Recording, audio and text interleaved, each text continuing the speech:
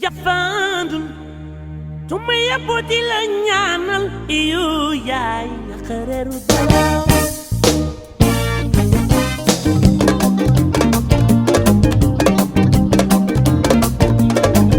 piki no bin yaay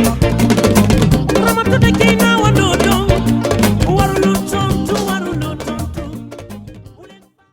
jërë ngeen jëf mbokki internet sans limite sn.com dalee nag jàmm ci seen chaîne préférée di am mbégte ak kontaante di leen retrouver saa yu nekk tey nag ñu ngi fii ci Pikine jàkkaarloo ki nga xamante ne moom mooy Assane Diouf nag nekk na koo xam ne kenn dootu ko présenté waa Sénégal ngir seq ak moom waxtaan wu yaatoo Assane Diouf ñu bàyyi la nga nuyonteeg internet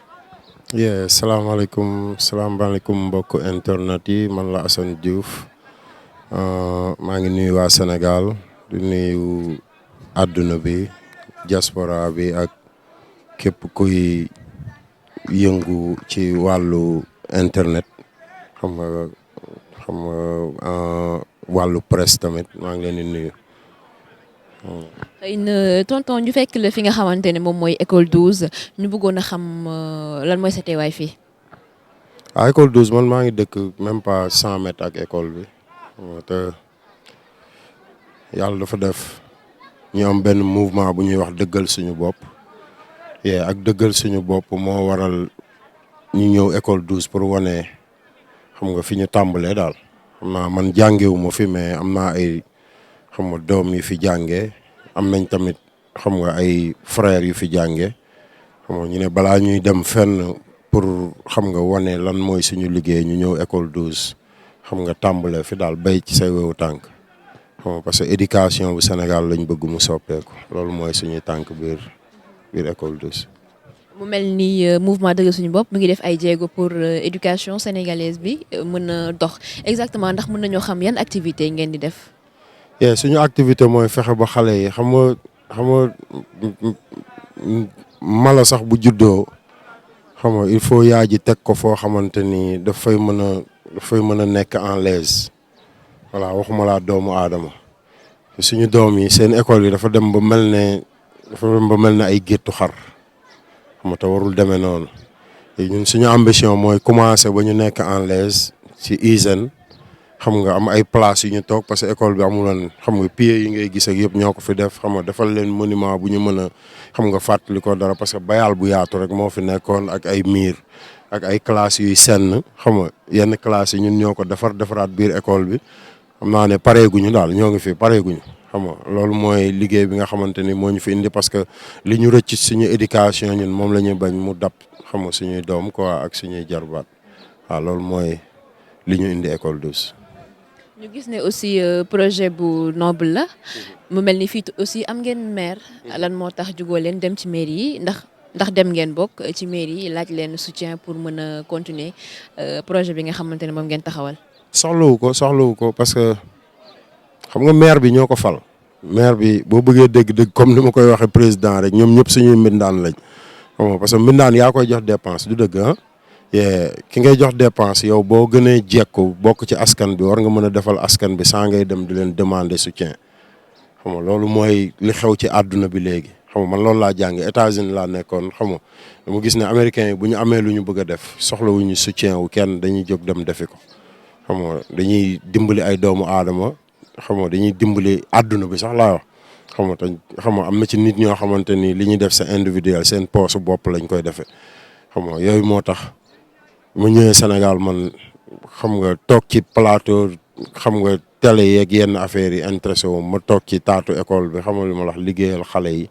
xam nga bu ko defee comme niñ koy waxee ak niñ koy déggee ci mbedd yeeg ci télé yi xam nga ñu xool xam ne. Assane Diouf bi ñuy wan ci télé bi ak li ñuy wax ci moom ak Assane Diouf bi du benn waaw loolu laa seq ak ñoom fii xam nga loolu mooy suñu taxawaay. xëy na pour tëj brèche boobu noonu mi nga xamante ne ñu ngi doon waxtaanee ci mouvement dëggal suñu bopp bi ñu bëggoon a xam lan mooy seen ambition. ambition wu dëggal suñu bopp mooy comme li ñuy def école 12 li ñuy def école 12 yamalewuñ ko école 12 ñun ay sénégalais lañ te avant ñuy nekk sénégalais ay africain lañ waaw te Afrique moo am problème. problème bi Afrique am li ci jiitu mooy éducation mooy numéro 1 te nit ki boo amul éducation amuloo base xam nga sa dara taxawul léegi xam nga il faut ñu xeex ak éducation bi ba xamal nit ñi maanaam nga xamal nit ki lan mooy droit am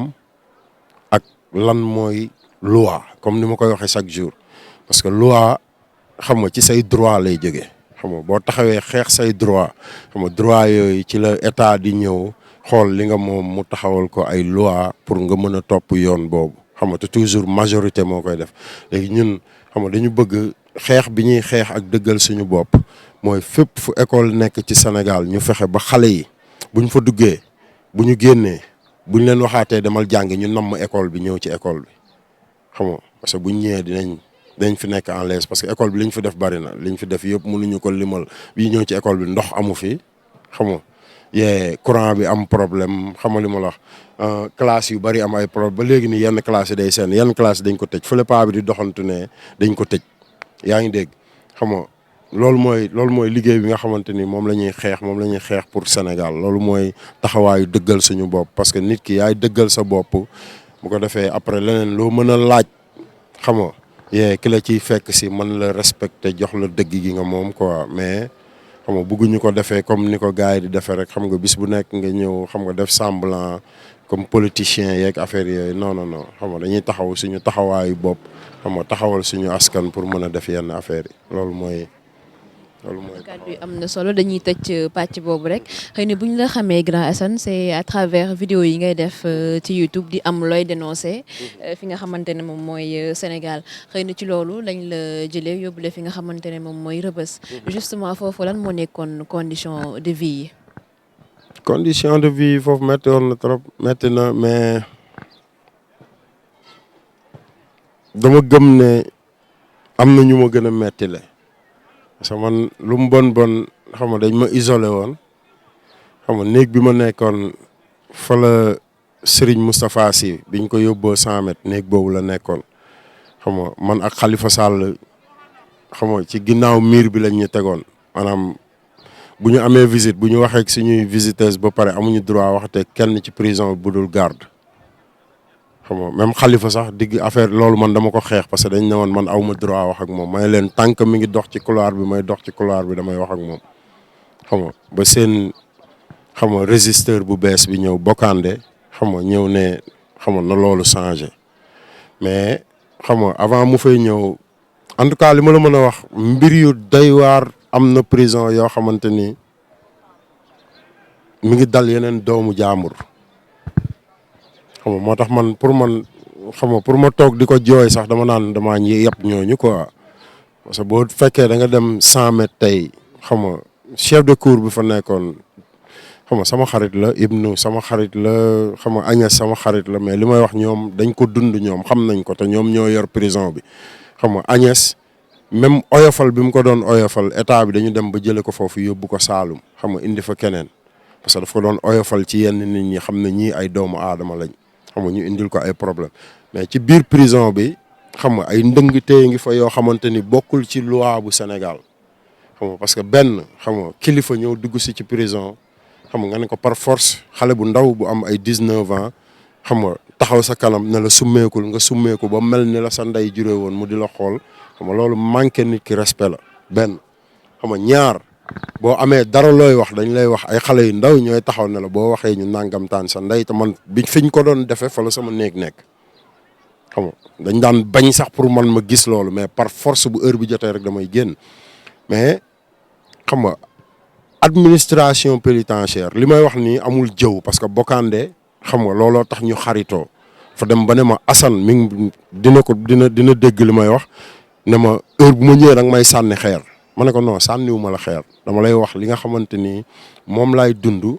xam nga te yeneen xale yi nekk ci biir di ko dund mooy prison bi dafa metti prison bi am na ay guddi yoo xamante ni ndox sax man ak Khalifa Sall ñooy jël suñu bidon ndox yi di ko maye xam nga booy du ñu am ndox ci foo xamante ni 600 personnes ñoo fa nekk période bi moo fay nekk demoon na ba nekk ay 2299 doomu aadama fu 600 personnes war a nekk voilà ay xale yoo xam ne xoolal bu guddi jotee duñu nelaw yaa ngi dégg xam nga daf may delloowaat foo xamante ni daf day metti sama xol trop moo tax du ma ci mën a débattre lu bari mais maa ngi ñaan Bokandé mu gën a jubbanti loolu comme moom la fa yàlla teg te xam na xam nga ba pare xam nga booy derkale la xam na ni dëkk bi demee xam na tamit ni xale yi sonnee xam nga mu jéem a jubbantiwaat affaire yi te xam na li ñuy def tey ñu ko daal te ay doomu aadama lañ voilà. ba tey ci sa séjour en prison ñu yëg ni da nga fa amoon double fracture ñu bëggoon a xam loolu lan moo ko causé woon. double fracture mooy li ma la wax léegi rek. génn Cheikh Gadiaga kenn ngi fii toog bugguma tudd turam seede la fa la nekkoon man ak moom xam nga ak Cheikh ñoo fa nekkoon Cheikh moo am problème ñu indi ko dafa am fu ñuy wax dafa ci biir prison bi dafa am beneen secteur boo xamante ni prison la encore boo defee dara ci biir prison bi fa lañ lay yóbbu te buñ la fay yóbbu niñ la fay yóbboo rek dafa violer loi wu àdduna bi comprendre nga parce que dañ lay futti ba nga desee sili bu kese nga dem tëdd ci ay karo xam nga wala foo xamante ni amul hygiène kenn du ko raxas xam nga fa ngay saw fa ngay def lépp pour 7 wala 8 jours yaa ngi dégg Cheikh ñëw nekk fa ma génn sama néeg rek mu ne tonton xam nga ma wëlbati ko di wax ak moom garde bi jóg na ma doo wax ak moom ma ne ko waxoo dëgg parce que couloir bi sama couloir la bu picc naawee wàcc fi sax dinaa wax ak moom mu bëmax ma xam nga ma dal ci kawam comprendre nga li ma la wax li ma seq ak moom ci boppam xam na dootu ko defati ci àdduna ci la dem woo ñeneen ñi ne voilà dama ko agressé nangam ñu ñëw ma taxaw ci bunt bi ñu ne ma par force da ngay dugg ma leen sama heure jeexul ñu ne par force da ngay dugg ma leen lu ma dugg xam nga ma xeex ak ñoom xam nga am na benn booy bu yaree di ko garde la xam nga xam na ne mbiru Assane Diouf du jeexe noonu yaa ngi dégg mu taxawal boppam xam nga ne ñun dañuy sot te dinañ la sot noq la te doo ci mën dara xam nga te waxoon na ko avant comprendre nga xam nga loolu moo indi incident bi buntu la ñu dóor sama bi buntu xam nga buntu yi presque day peser ay 100 kilos xam nga ci sama tànk la ko dóor xam nga te moo ko tey xam nga ba pare faj bi xam nga comme ni ma la ko waxee dafa am yoo xam ne boo ko jàmbatee xam nga da ngay yeb ñeneen ñi nga fa bàyyi daal xam nga mais faj bi demewul woon noonu sonal nañ ma xam nga parce que toog naa presque ay 48 jours xam nga ak sama damm-damm ñu may doog a yóbbu hôpital ba léegi sama cheville bi normal xam nga biñ leen porté plainte dañu taxaw carrément xam nga fen état bu Sénégal fen xam nga ne loolu musul am ci loo xamante ni dafa am man ma dund ko Khalifa Sall sévière yi ma doon solo ak yëpp dama ko denc comme souvenir moom moo yónnee jënd ko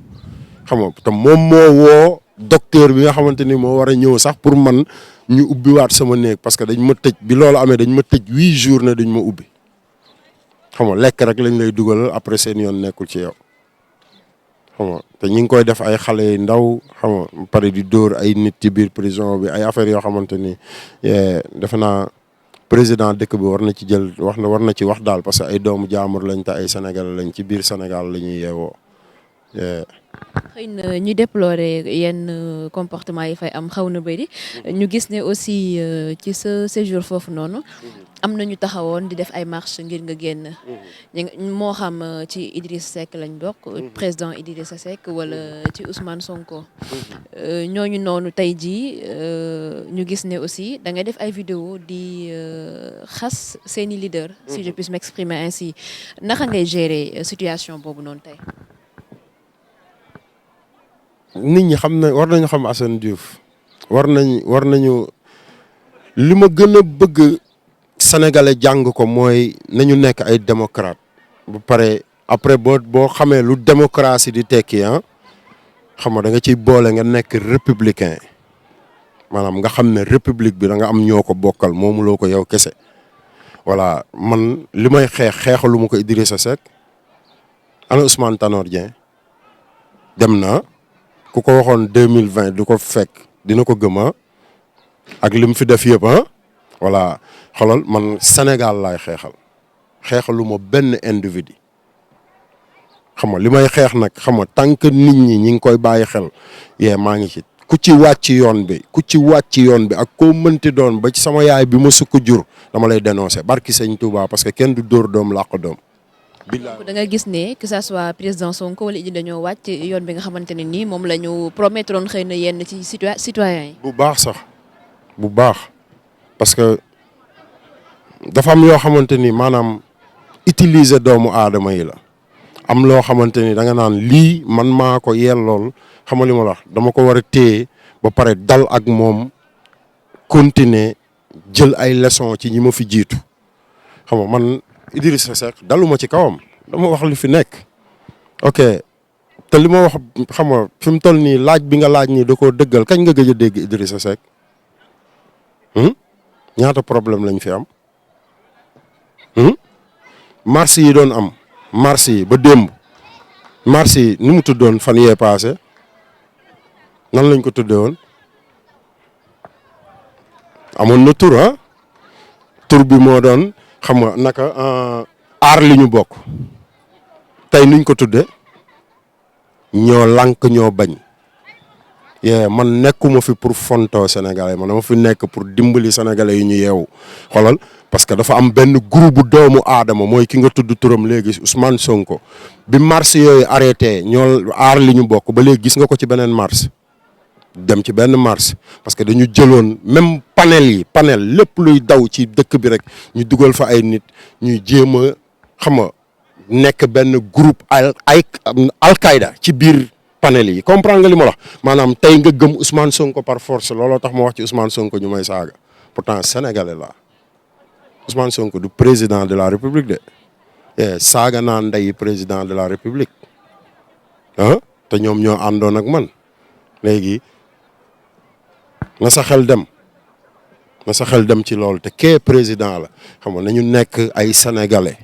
comprendre nga li ma la wax te li ma leen wax ñu koy bañ a dégg dama koy wax di ko waxaat bis bu amee na ñu ñëwaat ne ma Assane Diouf yaa fen comprendre nga li ma la wax du nekk suñu président xam nga parce que mënuñu ñëw ne Senghor ak expérience yi mu am xam nga li ma la wax maanaam premier poème xam nga bu Afrique ñu ne Senghor baaxul ci ñun après Senghor Abdou Diouf am expérience yi mu am yëpp dund ak Senghor ñu ne baaxul ci ñun Abdoulaye Wade ñëw ak li ko dal yëpp tëddal ñu kaso fu nekk ñu dugg fa ak moom ñu ne baaxul ci ñun ak li mu def ci Sénégal yëpp yaa ngi dégg ok Macky Sall ñëw doomu Abdoulaye Wade ak expérience ministre directeur Petrosen ministre président assemblée nationale président de la république ñu ne baaxul ci ñun benn gars bu jóge impôt et domaine liggéey 15 ans 15 ans yooyu ci ginnaaw gisoo ko ci benn màggal nañ ma génneel vaar baa ngi fi du màggal du gàmm du lenn xëy victimiser wu diggante 2016 ak léegi ñu ne voilà non dafa war nekk suñu président maa lànk du am billahi lépp lu ma ci mën ak sama bakkan bi dama koy def du am parce que nit da ngay jël leçon ci li nga jaar yëpp xam nga te ay victime ñoo ñu indil problème bii ñu nekk waratuñu toog suñu doom yi di jàng comme école bii ma nekk xam nga am ay mag yu fi jaar wër dem fépp ci àdduna bi xam nga am ay diplôme xam lan la àdduna bi laaj benn nit jóge fële rek liggéey alalam ba pare xam nga ñëw victimiser wu ci kaw sénégalais yi ba pare lan la defal Sénégal man loolu laay laaj lan la defal Sénégal ay wax ay wax kese lan moo tax bi Guy Marius Sagna wallahi Guy Marius Sagna bu ma doon ànd ak moom jour biñ ko jàppee ak fi mu jaar ak Sonko barke Mouhamed dina ma jaral ma tëdd ba 2 heures du matin police yëpp tëdd ma wut ay manotte dem manotte sama bopp ci gris palais bi moom loolu la waroon a def xam nga loolu mooy patriote mais patriote du buuxante ci assemblée bi xam nga li ma la wax victimiser wu patriote doo nekk ci état liggéeyal état ay at xam nga ba taxawal sa parti politique bi nga ko taxawalee rek nga victimiser wu na sénégalais yeewu nañu jàpp date bi mu taxawal parti politique am ak date bi mu commencé dénoncer loolu foofu la ñuy jànge mais doo jóg rek xam nga ne tey diw nekk suñu président loolu du ma ko nangul kenn ku mu neex nag nga saaga Assane Diouf xam nga du ma wàññi dara parce que saagakat moom boo ko saagaa jàmm nga sa bopp. ñu gis ne kii di président Sonko moom dafa ñëw proposer leneen ne dafay changer système bi et tout foofu noonu est-ce que nekkul loo xamante ne nii lu jar a encourager la. li may wax nii rek ngay indiwaat. ci système bi la fayeeku 15 ans. est-ce que du par exemple li mu jàngat ci système bi tey jii moom moo tax mu ni il faut mu changer effectivement système bi nga xamante ne moom moo fi nekkoon. waaw léegi man bu ma duggee ci classe bi xam nga li ma la wax am ay dara di ma jàngal ma xam ne am ay dara am na sikk bu nekk ci moom lan moo tax du ma ko commencé dénoncer bi mu commencé lan moo war tax ma xaar ba 15 ans yi mat ba ma taxawal sama parti politique ma commencé dénoncer man foofu laay waxee man nit laa kuy nooyi di dund yàlla may ma xel na ma xalaatal may xalaat jeex na tàkk noonu may xalaate nag samay dëkkandoo sama réew samay nit muy Sénégal muy Afrique noonu laa bëgg ñu yeewoo ba pare man Ousmane Sonko waxul dara xolal ay soxo dérangé wu ma parce que xolal ñi muy roy dama dund ak ñoom comprendre nga li ma wax demal ci ay discours am nga dem jël ay livre Obama nga lire ko te man ñooñu dama dund ak ñoom États-Unis laa nekkoon voilà ñi may waxal xam nañu li may wax xam nga bu ma nekkee États-Unis nit ñi rey seen bopp di dem di wuti xaalis dama toog benn moment 2001 laa fa dem diggante 2001 2007 laa commencé xolal bokk ci Obama Foundation di liggéey comprendre nga li ma la xam nga bokk ci Obama campagne xam nga ñu naan demal liggéey amuloo jom da nga ñàkk fayda nangam jour bi Obama faloo demal ci VAR bi waa kër ñoom Mbaye Gueye Faye ay ñoom Riis Ñaa Alié Diagne bi ñu demee 125e Assane Diouf lañ doon wër voilà ñoom ñëpp Assane Diouf lañ doon wër parce que man maay benn sénégalais bu nangu woon a xam nga jël responsabilité ne sama mbokk bu ñuul bii gëm naa ne mën na dugg ci palais bi. xam nga loolu mooy sama xeex te loolu laay dund ba léegi te dafa am lu ma jàng ci moom loo xamante ni moo waral may def lii may def parce que ci noonu la commencé xam nga mooy jóg taxaw pour sa réew xam nga ñu fekk la fa ñu bañ la fa fekk état non état jëlal ci li nga mën xam nga commencé ko sa buntu kër xam nga nga dimbali jaam ñi man noonu laa ko jàppee voilà. aussi kii di Assane Diouf duñ la gis ci débat télévisé yi ndax télé ñoom ñoo la dul invité wala yow yaa nanguwul dem. bari na man kay amul télé bu ma invité wul benn télé laa xamante ni xam naa ne yàlla bari am naa fa ay nit nag jéem nañu loolu mais ñoom ci seen bopp xam nañ ne amuñu sax duñ ma may sax ma toog seen plateau moom loolu moom xamal naa ko sama bopp ba pare te nit da ngay xam sa bopp muy télé Fenal Macky ku nekk xam na li muy tekki léegi yeneen télé yi ci des beneen bi sama rakk moo ko moom Bougane moo ko moom xam nga li ma la wax kooku moom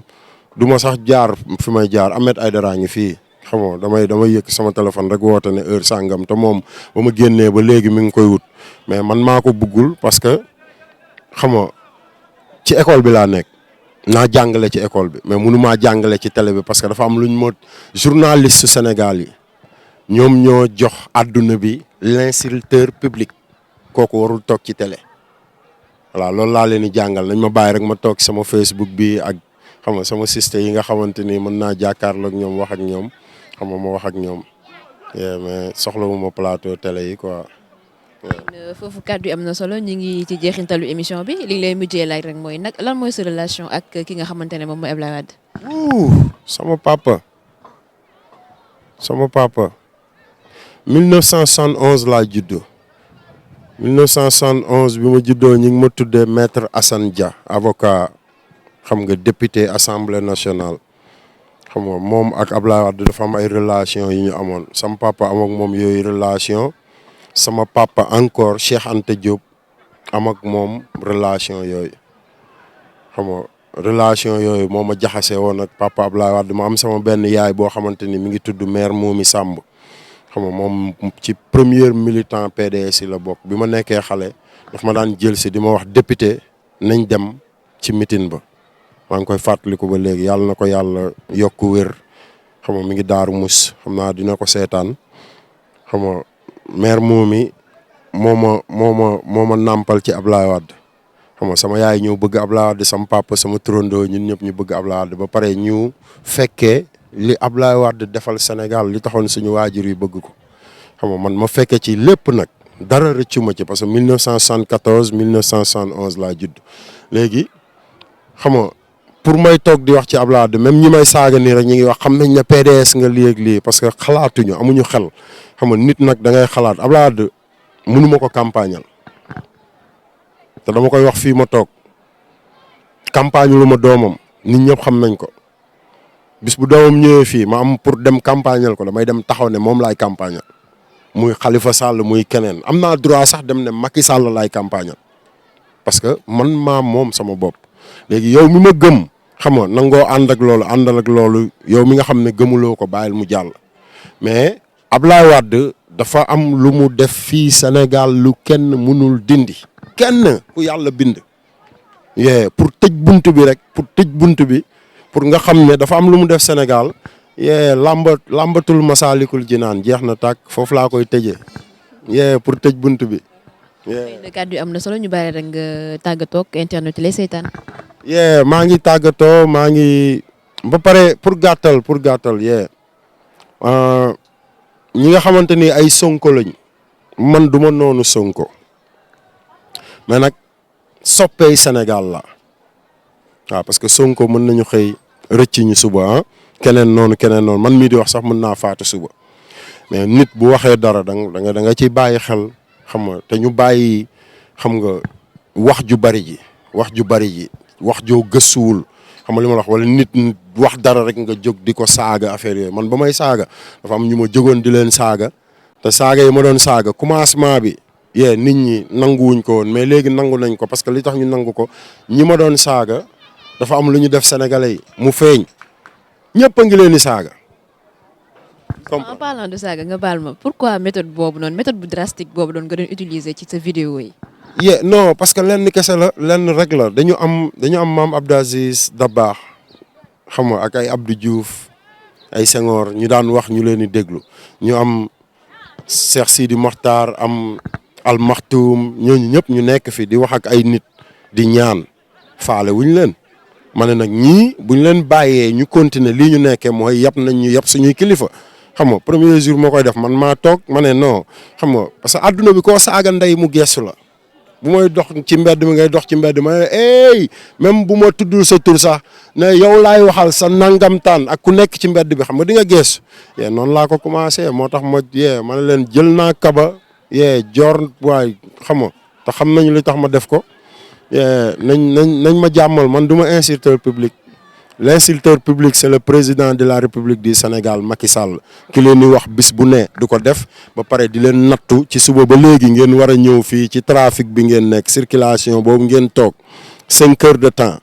ci foo xamante ni xolal da nga ko war a daw 15 minutes Touba Dakar 1 heure de temps la waaw pourquoi léegi Dakar Guédiawaye war a nekk 5 heures de temps parce que faale wuñ leen kooku mooy insulteur public mais man du ma insulteur public xam nga dama doon waxal sénégalais yi yàlla na leen yàlla defal jàmm yéen waa Sénégal xam nga di ko defal waa kër Sonko waa kër Idrissa Seck waa kër Khalifa Papa Ablaye Wade Karim ku mënti doon parce que man Sénégal laa ñooñu ñëpp ànduma ci kenn ku dul Sénégal ku ci ànd ak Sénégal def li sénégalais yi bëgg maa ngi sa ginnaaw ku ci àndul ak Sénégal xam nga bëgg a topp fi ñeneen ñi jaar xam nga du ma la bàyyi nga dem waaw loolu la ma yàlla dimbalee pour ma def ko xam nga te dinaa ko defal sénégalais yi xam nga di ñaanal jeunesse bi jàmm xam nga di remercier Sadio Mané tamit ci ballon d'or bi mu indil Sénégal xam nga di wax xale yi tamit ñu bàyyi xel ci éducation bu baax a baax parce que ñun loolu moo ñu rëcc jërëjëf merci bu paree sans limite sans problème ok. alors merci beaucoup tonton Assane Diouf ñu ngi lay jaajëfal ci disponibilité bi merci beaucoup internet yu ñu doon seetaan ci sans limite sn.com di leen jox rendez-vous ci diir bi lu yàggul dara jërë ngeen jëf. jafandul tuma yebbu di la ñaanal iyo yaay xareeru dalaw